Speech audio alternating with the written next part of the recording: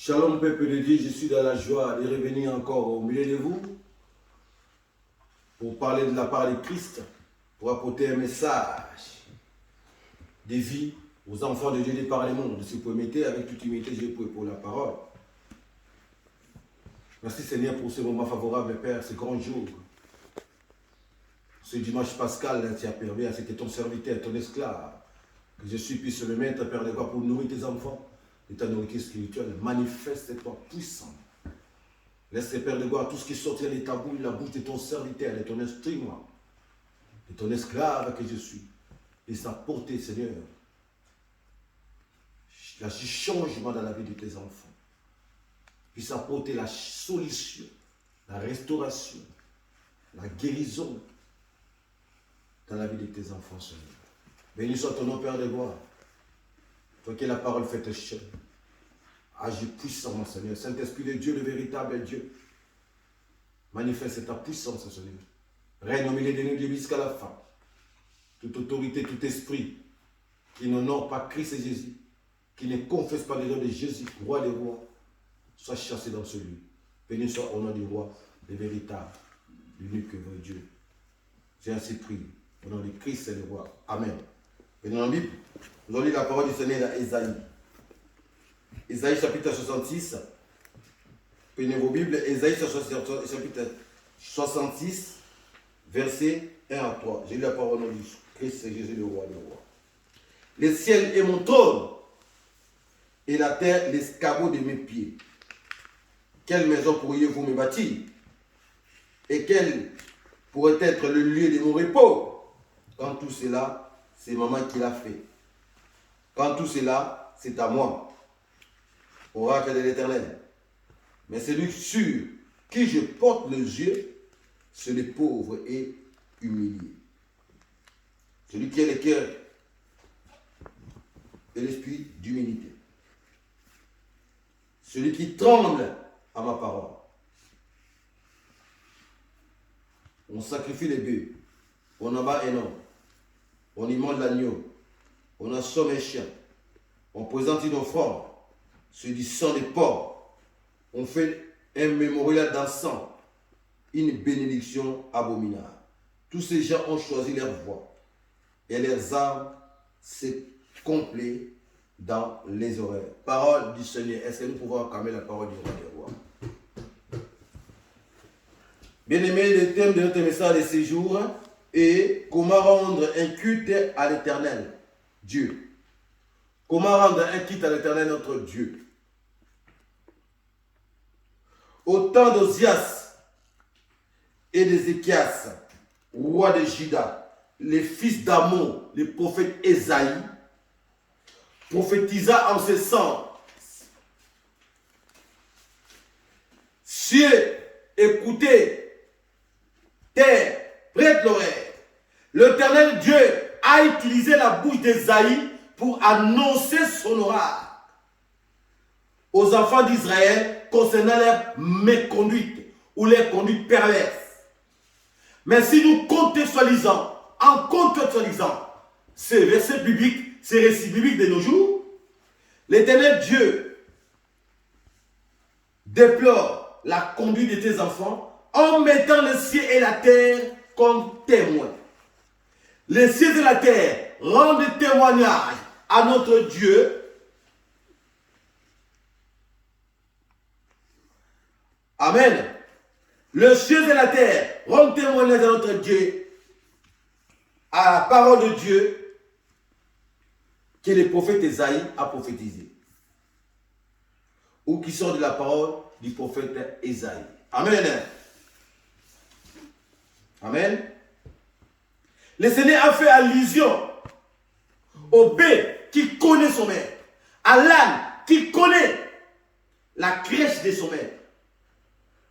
Mais l'homme ne connaît pas la voix de son maître et créateur. Notre Seigneur, le véritable Dieu, le créateur de toutes choses, ne supporte pas les hypocrites et les rebelles. Dieu n'aime pas les enfants hypocrites et rebelles qui préfèrent offrir des sacrifices à Dieu tout en marchant, en continuant à marcher selon leur voie, tout en continuant à marcher dans la désobéissance. Malgré tous les crimes que les êtres humains peuvent commettre, et les mains remplies de sang. C'est pourquoi l'Éternel Dieu exhorte ses enfants à abandonner la mauvaise vie, la vie des péchés. Si nous lisons la parole du Seigneur, la parole du Seigneur nous dit ceci. Je vous exhorte donc, frères, par la compassion, amour envers notre Dieu, à offrir vos corps comme sacrifice, vivant, saint et agréable à Dieu, ce qui sera de votre part un culte raisonnable. Nous sommes dans Romains chapitre 12, verset 1er. Romains chapitre 12, verset 1er. L'Éternel voyait déjà à chaque sacrifice que l'homme pouvait lui offrir les sacrifices parfaits ou l'offrande parfaite de son Fils unique.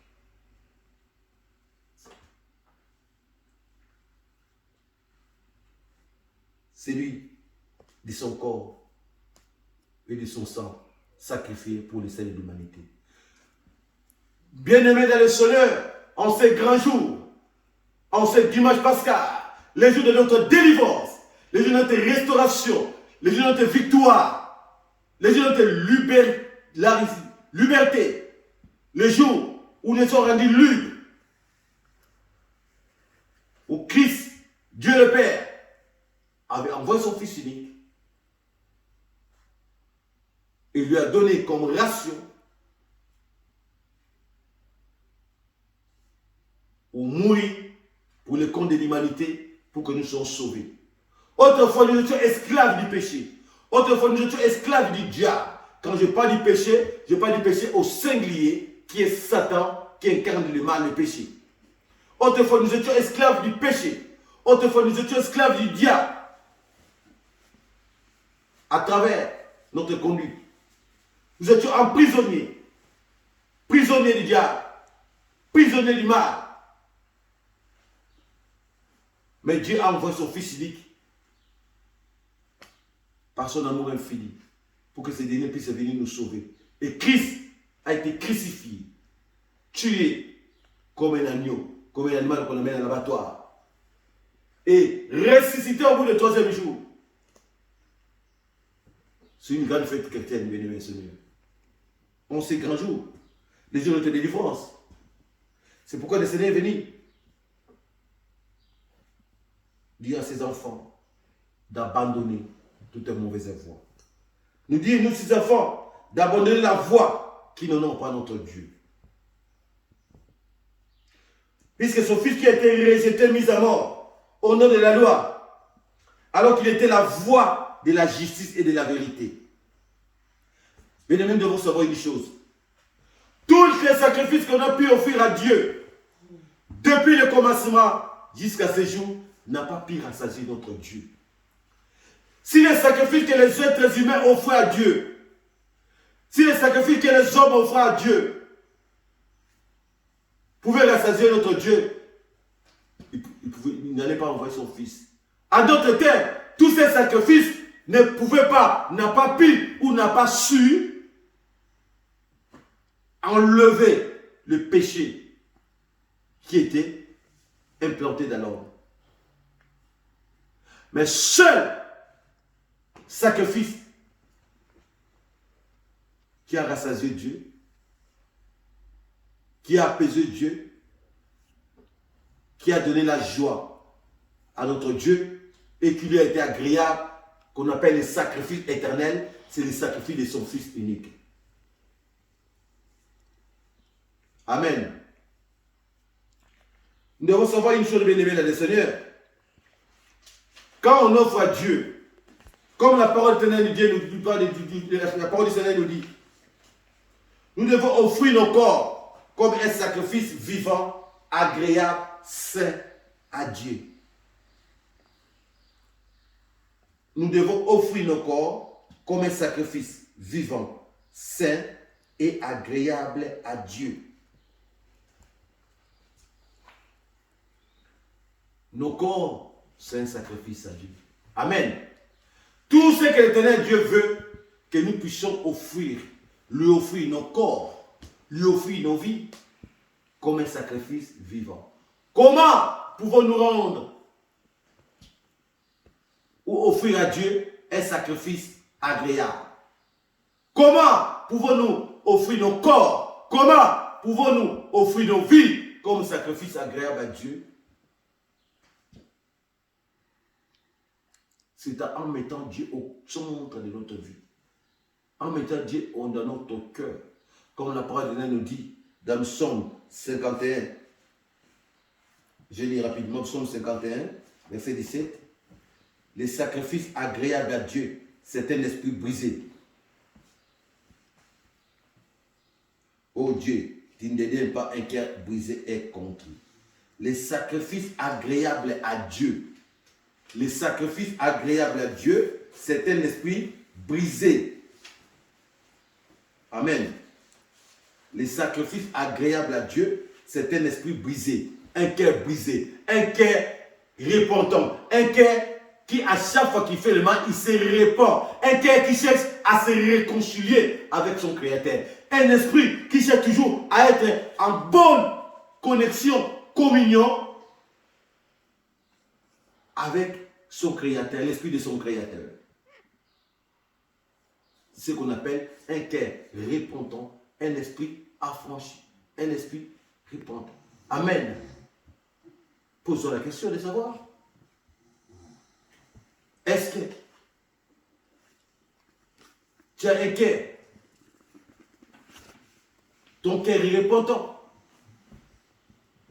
Posons la question de savoir, est-ce que tu as un cœur repentant? Est-ce que tu as un esprit brisé?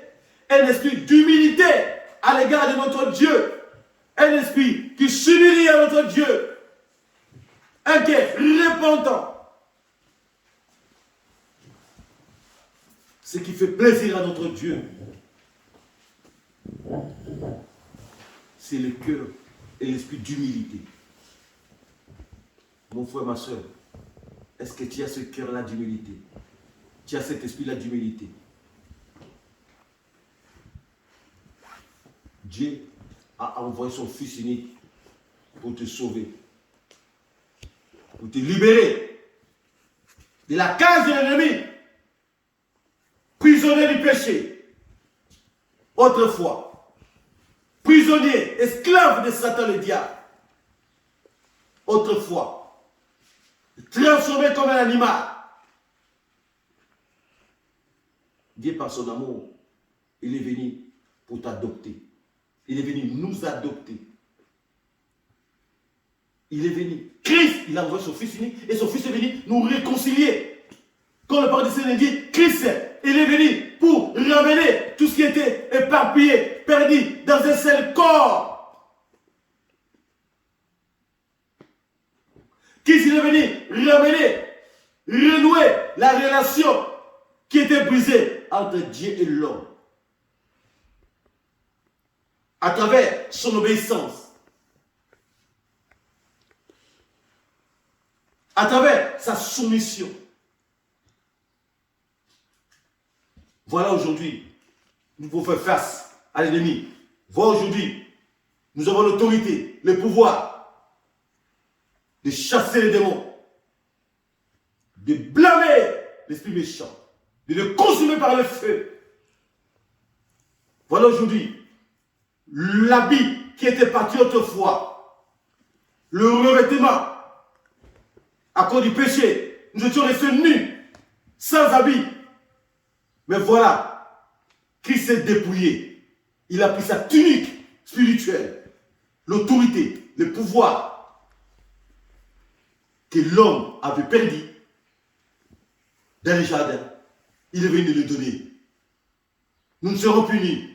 Si c'est devient aujourd'hui, où es-tu? Me voici.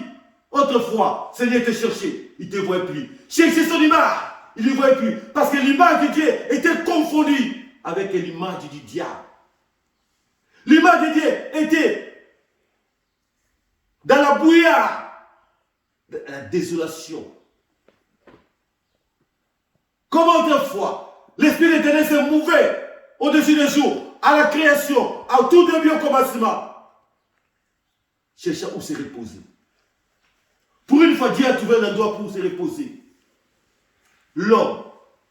L'Esprit d'Éternel s'est reposé dans l'homme. Et l'ennemi est venu séduire l'homme. L'ennemi est venu embrouiller l'homme. L'ennemi est venu ôter, voler la gloire de l'homme. La gloire de Dieu qui était à l'homme. À travers la désobéissance, à travers le péché. Et l'homme s'est retrouvé nu. Mais aujourd'hui, nous sommes habillés. Nous sommes habillés par la gloire de Dieu. Parce que Christ s'est dépouillé pour nous habiller. Aujourd'hui, nous ne sommes plus nus. Si l'Éternel te cherche, il t'appelle, il te trouvera. Pourquoi? Parce qu'il y a son esprit en toi. Il y avait plus, autrefois, il n'y avait pas. L'esprit d'Éternel était parti. Mais là, l'esprit de notre Dieu est en toi. La gloire de Dieu est en nous. L'esprit de Dieu est en nous. Mais comment nous pouvons garder la gloire de Dieu et l'esprit de Dieu en nous? Si nous continuons à marcher dans la méconduite ou dans les conduites perverses. Dieu n'aime pas des enfants hypocrites et rebelles.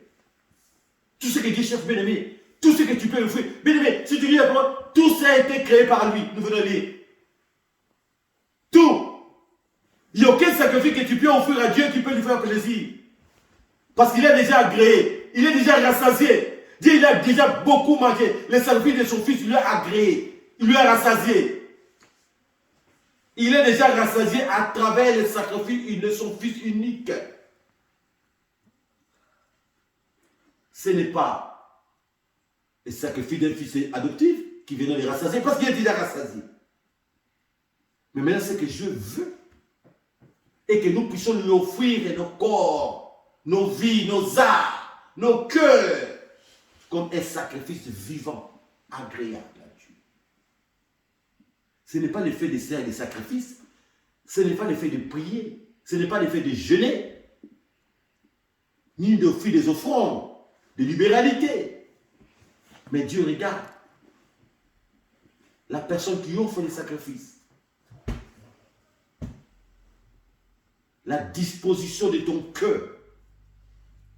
Est-ce que ton cœur est disposé, ton cœur est disponible pour offrir à l'Éternel Dieu?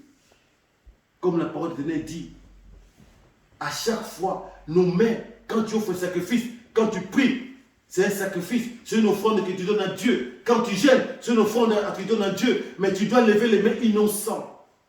Est-ce que tes mains sont innocentes? Quand il parle du main, il parle non seulement de la main physique, mais il parle aussi de ta conscience. Nous devons rendre compte. Mais nous devons rentrer dans la version de la parole de Dieu. Nous devons lever les mains innocentes sans tâche. Mais quand Dieu parle de main, ce n'est pas les mains physiques, c'est la conscience, bien-aimé. Est-ce que quand tu pries, ta conscience est comment? Est-ce que ta conscience, qu'est-ce qui repose sur ta conscience? Ta conscience repose à quelque chose. C'est pourquoi l'Éternel dit, Dieu, la parole de nous dit, nous recommande, avant de prier, rentre dans ta chambre, ferme les portes. Ferme les portes de mauvaises pensées. Prie ton Dieu qui voit dans le secret. Quand on parle de la chambre, c'est le cœur. Ce n'est pas la chambre où tu dors, où tu rentres. Mais c'est le cœur. Rentre dans ton chambre. C'est-à-dire, prends conscience. Toi, ton intelligence, ta conscience doit être saine pour que ta prière, tes supplications soient écoutées, exaucées. Parce que la prière, c'est une conversation entre Dieu, entre un père et un fils. C'est pourquoi, mon frère, ma soeur, en ce grand jour de notre délivrance, nous devons, ou qui s'est venu nous libérer. Nous ne sommes plus des esclaves. Autrefois, nous sommes esclaves du péché. Autrefois, nous étions esclaves du diable. À travers notre méconduite. À travers notre marche. Mais le véritable Dieu, l'agneau immolé, sans tache, il est venu pour que nous soyons sauvés. Il est venu nous sortir de cet esclavage du péché. Il est venu nous sortir de cette prison du péché, prison du diable. Il est venu nous faire sortir de cette prison. L'ennemi croyait qu'il va nous maintenir dans la prison éternellement. L'ennemi croyait qu'il allait nous maintenir dans la prison éternellement. Que nous allons être prisonniers. C'est prisonnier. Mais là, il était surpris. Mon frère, ma soeur, en ce dimanche pascal de notre délivrance, nous devons offrir un sacrifice agréable à Dieu. Nous devons offrir nos corps comme un sacrifice vivant, agréable à Dieu. Un grand jour, le jour de notre délivrance, le jour de notre guérison, le jour de notre liberté. Bien-aimé, tu ne te rends pas compte. Tu ne te rends pas compte de ce jour. Tu ne te rends pas compte de ce jour. Le jour est Dieu Tout-Puissant, le véritable Dieu, est venu pour nous accorder la délivrance, est venu pour nous accorder la guérison, est venu pour nous accorder la restauration, est venu pour nous accorder la transformation. Bien-aimé, si Christ à nous, si Dieu est pour nous, qui sera contre nous? Si Dieu est pour toi, qui sera contre toi? Il s'appelle Dieu, éternel Dieu. C'est-à-dire, il est Dieu d'éternité à l'éternité. Il n'a pas été créé. Il a envoyé son Fils. Son Fils qu'il a lui-même enfanté. Il ne pouvait pas créer. Dieu ne se crée pas. Il est Dieu d'éternité à l'éternité, il est Dieu. Il est le Père éternel d'éternité à l'éternité, il restera Père. Son Fils a été engendré, enfanté par lui-même. Par le Fils unique. Nous sommes fils adoptifs. Nous avons été créés. Le Père éternel. Que personne ne te trompe. Un Père compatissant. Miséricordieux. Aimant. Il n'a jamais été... Bien aimé, Satan a été créé. Aucune créature ne s'est créée lui-même. Nous venons lire la parole du Seigneur ici. Je dis bien, tout ce qui existe a été créé par quelqu'un. Et c'est l'Éternel des armées. Satan est créé par Dieu. Même ces démons qui ont séduit ont été créés par Dieu. Les êtres humains, les animaux, tout l'univers tout entier a été créé par l'Éternel Dieu. D'éternité à l'éternité, il restera Dieu. Tu veux vivre éternellement? Demeure dans la présence de Dieu. Tu veux vivre éternellement? Fais la volonté de notre Dieu. Tu veux que la délivrance, bien-aimé? Christ est venu nous sortir de la prison. Quand on sort des prisons, bien-aimé, la nature ne nous enseigne-t-elle pas? Nous voyons aussi, les gens quand ils sortent de prison, quand tu rentres en prison, on te dépouille. Bien-aimé, nous devons suivre la nature, la Bible dit, la nature ne nous enseigne-t-elle pas? Je ne connais pas, on regarde dans les films. Je ne connais pas la prison, mais je dis, quand on voit dans les films, on voit, même en Afrique, partout dans le monde entier, quand tu vas en prison, on t'emprisonne, qu'est-ce qu'on fait? On t'enlève les habits, on te met les habits de qui? Des prisonniers.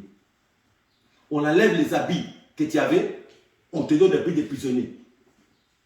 C'est comme une personne qui est malade, il va à l'hôpital, quand elle va te faire consulter, on enlève tous ses habits, les chaussures, tout ça, on te met la tenue des hôpitaux, des malades. Les diables avaient dépouillé l'homme. Il a mis l'homme l'habit animal. Il a levé la gloire. La gloire de Dieu est partie. Et il a mis l'homme l'habit animal. La nudité. C'est symbolisé par la désobéissance. Les manques de la gloire de Dieu. Bien-aimé, on te dépouille. Tu avais la montre, on prend ta montre, on prend tout, on prend tes habits, on prend tes chaînes, on prend tes les lunettes, on prend tout, les chaussettes, tout. On te donne les tenues des prisonniers. Tu n'as pas le droit à discuter. C'est-à-dire, tu dois porter l'habit des prisonniers. C'est ce que nous portions autrefois. L'habit des animaux. L'habit des désobéissances. L'habit des rebelles. l'habit des pécheurs. Mais une fois sorti de la prison, qu'est-ce que tu fais? Une fois que tu sors de la prison, on te donne, bien aimé, on ramène une caisse, prends. Tu récupères ta montre, tu récupères tes chaînes, tu récupères tes lunettes, tu récupères tes habits, tes chaussettes, tes chaussures, ta ceinture. Cela veut dire nous sommes sortis de la prison du diable avec tout ce qu'on avait, que Dieu avait donné à Adam avant la chute. Amen. Donc nous avons récupéré nos biens. Alors, comment te comportes-tu aujourd'hui, jusqu'à ce jour, comme un prisonnier? Toi qui es déjà libre. Si tu te comportes encore comme un prisonnier, c'est que tu marches toujours, non selon la volonté de Dieu, mais selon la volonté du diable. C'est que tu fais toujours les choses qui ne glorifient pas le nom de notre Dieu. On se dimanche pascal. Christ ne va pas mourir deux fois. Il est déjà mort une seule fois pour toute l'humanité. Même ceux qui ne sont pas encore nés, il est déjà mort pour eux. Mais il te suffit en toi. Mais la parole du Seigneur nous dit, qu'est-ce que la parole du Seigneur nous dit? Romains chapitre 10, verset 9. Romains chapitre 10, verset 9. Je lis rapidement. Romains. Épître de Paul aux Romains. Chapitre 10, verset 9.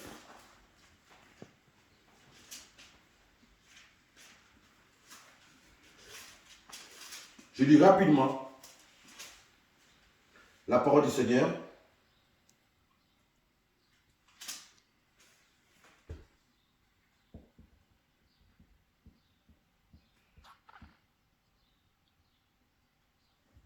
En effet, si tu confesses de ta bouche le Seigneur Jésus-Christ, et si tu crois dans ton cœur que Dieu l'a ressuscité des morts, tu seras sauvé. Amen. C'est la parole du Seigneur, je ne l'ai pas inventé. Bien aimé, si tu confesses de ta bouche le Seigneur Jésus-Christ, qui confesses-tu? Qui crois-tu? À qui crois-tu? Si tu crois réellement à ton Dieu, si tu crois réellement qu'il a envoyé son Fils unique pour toi, pour te sauver, mon frère, ma soeur, tout ce dont tu as besoin dans ce monde, tu vas l'avoir. Il te suffit de croire. Croire en Dieu. Croire en celui qui l'a envoyé, car il est le médiateur. Et tu seras sauvé. Quand on parle de sauver, tu as l'assurance à la vie éternelle.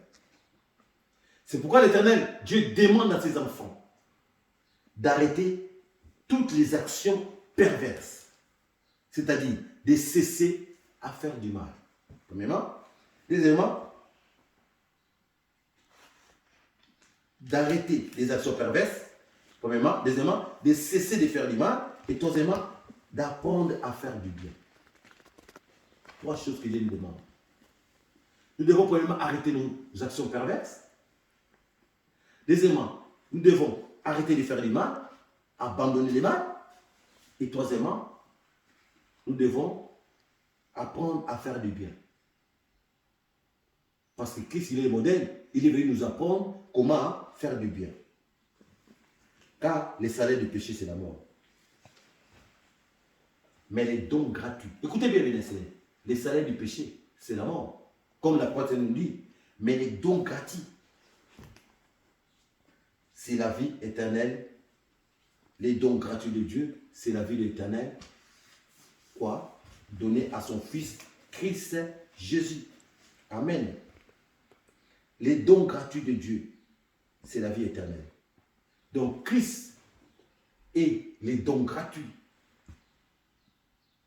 Amen. Les dons gratuits de Dieu, c'est la vie éternelle en Christ Jésus. Donc en dehors de Jésus-Christ, il n'y a pas de vie.